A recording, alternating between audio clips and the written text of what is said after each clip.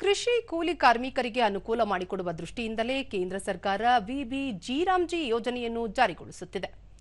ಆದರೆ ರಾಜ್ಯ ಸರ್ಕಾರ ಇದರ ಬಗ್ಗೆ ಸುಳ್ಳು ಮಾಹಿತಿಗಳನ್ನು ನೀಡಿ ಜನರ ದಾರಿ ತಪ್ಪಿಸುತ್ತಿದೆ ಎಂದು ಸಂಸದ ಮಾಜಿ ಮುಖ್ಯಮಂತ್ರಿ ಬಸವರಾಜ ಬೊಮ್ಮಾಯಿ ಆರೋಪಿಸಿದ್ದಾರೆ.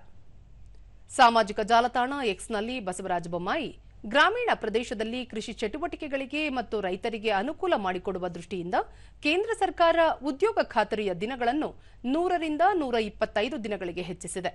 ಅಲ್ಲದೆ ವರ್ಷದಲ್ಲಿ 2 ಬಾರಿ ಕೃಷಿಕರಿಗೆ ರಜೆ ನೀಡುವ ವ್ಯವಸ್ಥೆಯನ್ನು ಸಹ ಜಾರಿಗೊಳಿಸುತ್ತಿದೆ.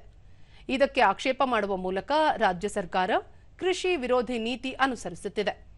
ಈ ಯೋಜನೆಯಲ್ಲಿ 15 ದಿನಗಳ ಒಳಗಾಗಿ ಕಡ್ಡಾಯವಾಗಿ ಕೃಷಿ ಕಾರ್ಮಿಕರಿಗೆ ವೇತನ ಪಾವತಿ ಮಾಡಲಾಗುತ್ತದೆ. ಭ್ರಷ್ಟಾಚಾರ ಹಾಗೂ ದುರ್ಬಳಕೆಯನ್ನು ತಪ್ಪಿಸಲು ಬಯೋಮೆಟ್ರಿಕ್ ವ್ಯವಸ್ಥೆಯನ್ನು ರೂಪಿಸಲಾಗುತ್ತಿದೆ.